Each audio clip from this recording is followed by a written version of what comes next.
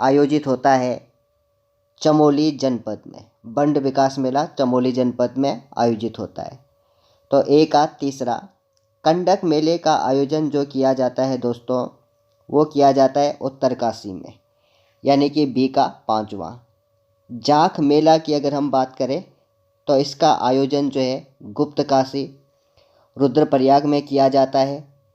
कालिदास महोत्सव का आयोजन जो है वो कविल्ठा गांव रुद्रप्रयाग में किया जाता है। तो कमेंट में बॉक्स में अवश्य लिखिएगा कि कालिदास महोत्सव का आयोजन किस तारीख से किस तारीख के बीच किया जाता है। गंगवात्स्यु महोत्सव जो होता है वह पौड़ी जनपद में मनाया जाता है। तो ए का तीसरा, बी का पांचवा, इस तरह से हम ऑप्शन में देखते हैं।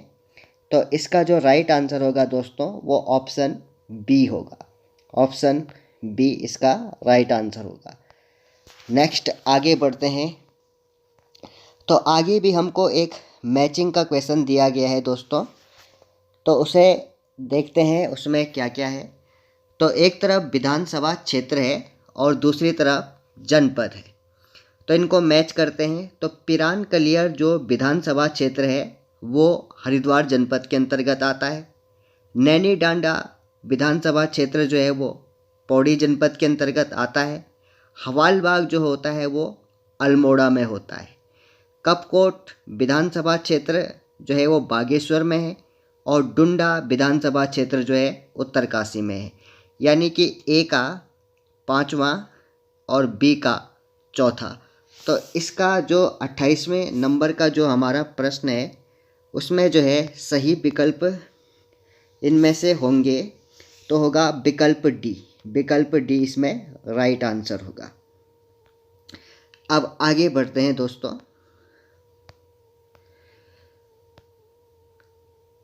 तो 29वें नंबर पे क्वेश्चन है दोस्तों कि कुमाऊं मंडल के स्थल बैजनाथ और शेरा घाट किस नदी के तट पर स्थित है। तो चार आपको ऑप्शन दिए गए हैं।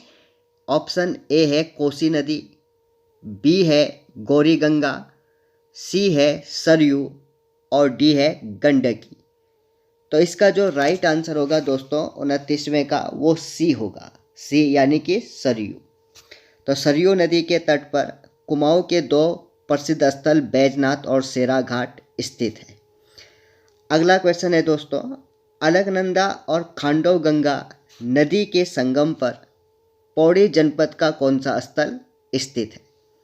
तो चार आपको ऑप्शन दिए गए हैं और आप अपने माइंड में लगा लिया होगा आपने। तो ऑप्शन ए है गोमखाल, बी है चौबटा खाल, सी है शिवप्रयाग और डी है कांसखेत। तो अपने माइंड से आपने सही लगा लिया होगा। तो इसका राइट आंसर जो है दोस्तों वो शिवप्रयाग है जो पौड़ी जनपद के अंतर्गत आता है और यहाँ पे अलकनंदा और खांडव गंगा नदी का संगम होता है।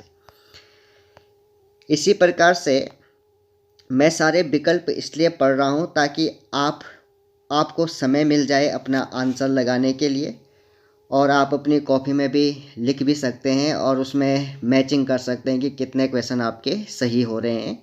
इससे आपका कॉन्फिडेंस बढ़ेगा और ये वीडियो खास तौर पे ग्रुप सी की परीक्षा पर आधारित प्रश्न पत्रों को लेकर के ही बनाया जा रहा है। अगला क्वेश्चन है दोस्तों 31वें नंबर पे, निम्नलिखित में से किन जनपदों के समूह में लोहा या आयरन की प्राप्ति होती है।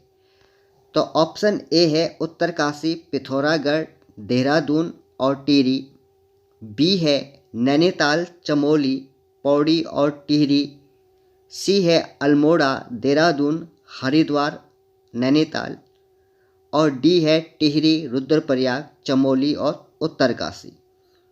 तो उम्मीद करते हैं कि आपने अपना आंसर सही लगा लिया होगा।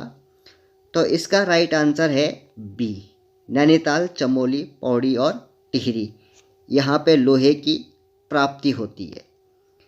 अगला क्वेश्चन 32वें नंबर पे है। क्वेश्चन सिंपल है, उत्तराखंड की कौन सी जनजाति अपने संबंधियों को स्वारा कहते हैं। तो इसका जो राइट आंसर है दोस्तों आप सभी ने लगा लिया होगा, तो ये बी इसका राइट आंसर है।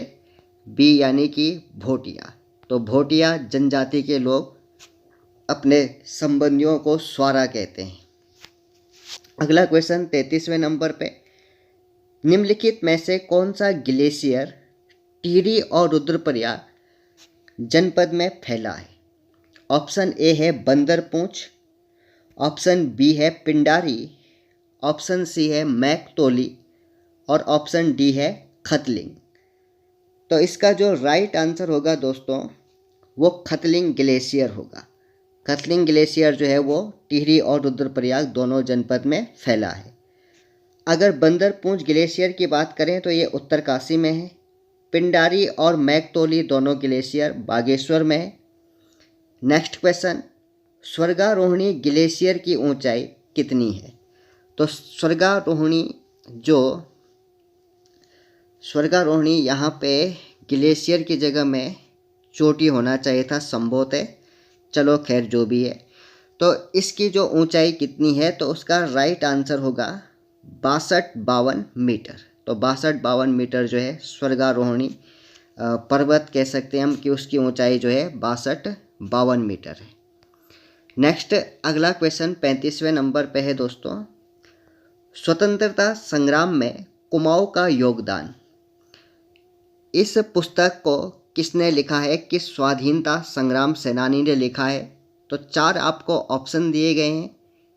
ए इंद्र सिंह नयाल, बी अनसुया प्रसाद बहुगुणा, सी महावीर त्यागी और डी मोहन सिंह मेहता। तो इसका जो राइट आंसर होगा वो ए होगा, इंद्र सिंह नयाल। तो इंद्र सिंह नयाल जी ने स्वतंत्रता संग्राम में कुमाऊं का योगदान इस पुस्तक की रचना की है। 36वें नंबर पे क्वेश्चन है दोस्तों, विज्ञान जिनका ऋणी है, और दूसरी पुस्तक है पशुओं की प्यारी दुनिया। इन पुस्तकों के लेखक तथा भारतीय कृषि अनुसंधान संस्थान में अधिकारी रहने का गौरव किस महान विभूति के नाम है? तो 4 ऑप्शन दिए गए हैं। लीलाधर जगुड़ी, बी डॉक्टर गिरिराज शाह, सी देवेंद्र मेवाड़ी और डी है केशव दत्त रुवाली। तो इसका राइट आंसर होगा दोस्तों देवेंद्र मेवाड़ी। तो देवेंद्र मेवाड़ी जी की ये 2 पुस्तकें हैं और वे भारतीय कृषि अनुसंधान संस्थान में कृषि अधिकारी भी रहे थे। 37वें नंबर पे क्वेश्चन पे चलते हैं दोस्तों, ल्वाली झील का निर्माण किस जनपद में किया गया है? ए ऑप्शन में हरिद्वार, बी में नैनीताल, सी में दिया है आपको देहरादून और डी में दिया गया है आपको पौड़ी। तो इसका जो राइट आंसर होगा दोस्तों वो डी होगा, पौड़ी। तो पौड़ी जनपद में ल्वाली झील का निर्माण किया गया है। 38वें नंबर पे क्वेश्चन है, उत्तराखंड की किस महान महिला के संबंध में उपरोक्त कथन कहे गए हैं? इन्हें नवंबर 1986 में प्रथम वृक्ष मित्र पुरस्कार से सम्मानित किया गया। इनका जन्म 1925 में टिहरी के लाता गांव में हुआ है। तो ये डायरेक्ट आपका आंसर आ जाना चाहिए। तो इसमें जो राइट आंसर होगा दोस्तों वो गौरा देवी होगा। तो गौरा देवी जिन्होंने चिपको आंदोलन चलाया था उनके संबंध में यह बात कही गई है। 39वें क्वेश्चन पे चलते हैं दोस्तों, निम्नलिखित में से कौन सा स्थल अल्मोड़ा पिथौरागढ़ नैनीताल के मिलन बिंदु पर स्थित है? 3 जनपदों के मिलन बिंदु पर स्थित है अल्मोड़ा, पिथौरागढ़ और नैनीताल। और यहाँ 1858 में हेनवुड महोदय ने महापाषाणीय सभ्यता के चिन्हों का पता लगाया था। तो ए विकल्प में आपको देवीधुरा दिया गया है, बी में रामगढ़ दिया गया है, सी में धारचूला और डी में लोहा घाट दिया गया है। तो इसका जो राइट आंसर होगा दोस्तों वो देवीधुरा होगा। देवीधुरा चंपावत में है। तो इसके बारे में यह बात कही गई है। 40वें नंबर पे क्वेश्चन है दोस्तों कि 16वीं शताब्दी के आसपास पहाड़ी राज्यों में युवराज को सामान्यतः किस नाम से जाना जाता था? तो युवराज को किस नाम से जाना जाता था? ए ऑप्शन है कुमार, बी ऑप्शन है मुख्तार, सी है टीका और डी है सयाना। तो इसका जो राइट आंसर होगा वो सी टीका होगा। तो टीका इसका राइट आंसर होगा। 41वें नंबर पे क्वेश्चन है दोस्तों, मोष्टामानु मेले का आयोजन पिथौरागढ़ के मोष्टामानु मंदिर में किस तिथि को होता है?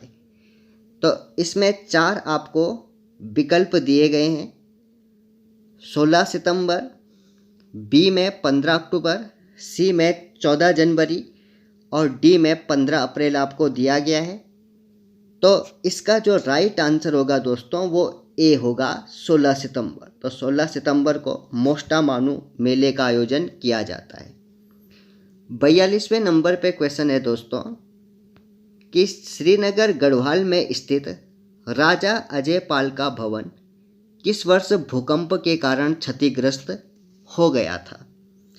तो इसका जो राइट आंसर होगा वो होगा 1805 ईस्वी में। तो 1805 ईस्वी में अजयपाल राजा का भवन क्षतिग्रस्त हो गया था भूकंप के कारण। अगला 43वें नंबर पे क्वेश्चन है दोस्तों, उत्तराखंड पर्वतीय भूमि जोत सुधार एवं व्यवस्था विधेयक 2015 राज्य विधानसभा में किस तारीख को पारित हुआ था? तो यहाँ पे भी 4 ऑप्शन आपको दिए गए हैं और इसमें जो राइट आंसर होगा वो बी होगा 22 जुलाई 2016 को। काफ़ी महत्वपूर्ण प्रश्न है और इसमें आपको पता है कि जो है राजेंद्र सिंह रावत और गणेश सिंह गरीब, ये 2 नाम विंसर की बुक में दिए गए हैं जिन्होंने उत्तराखंड में मतलब जो है चकबंदी आंदोलन को चलाया था। चकबंदी आंदोलन को चलाया था तो उसी में ये क्वेश्चन भी दिया गया था कि उत्तराखंड पर्वतीय भूमि जोत सुधार एवं व्यवस्था विधेयक को राज्य विधानसभा ने किस तारीख को पारित किया था? तो इसका राइट आंसर होगा बी 22 जुलाई 2016 को। 44वें नंबर पे क्वेश्चन है दोस्तों, मसूरी में स्थित लंढौर लैंग्वेज स्कूल की स्थापना किस वर्ष की गई? 4 आपको ऑप्शन दिए गए हैं 1850, 1853, सी में है 1870 और डी में है 1872। तो इसका जो राइट आंसर है दोस्तों वो 1870, सी इसका राइट आंसर है 1870। 45वें नंबर पे क्वेश्चन है, आजकल ये पूछे जा रहे हैं गढ़वाली और कुमाऊनी मुहावरे। तो ये जो है भचाक लगन मुहावरे का सही अर्थ क्या है? तो ऑप्शन ए है चोट लगना, बी है निशान पड़ना, सी है हानि पहुंचना और डी है गिर जाना। तो इसका जो राइट आंसर होगा वो होगा हानि पहुंचना। तो इस प्रकार से आपने सेकंड पार्ट में इसके 45 नंबर तक कर लिए हैं और अब हम इसका तीसरा और अंतिम पार्ट लेकर के आएंगे जिसमें आपको थोड़ा बहुत कुछ उत्तराखंड के और कुछ नेशनल जी के करंट अफेयर रीजनिंग उसके क्वेश्चन भी देखने को मिलेंगे। तो आज के लिए इतना ही पर्याप्त है। धन्यवाद।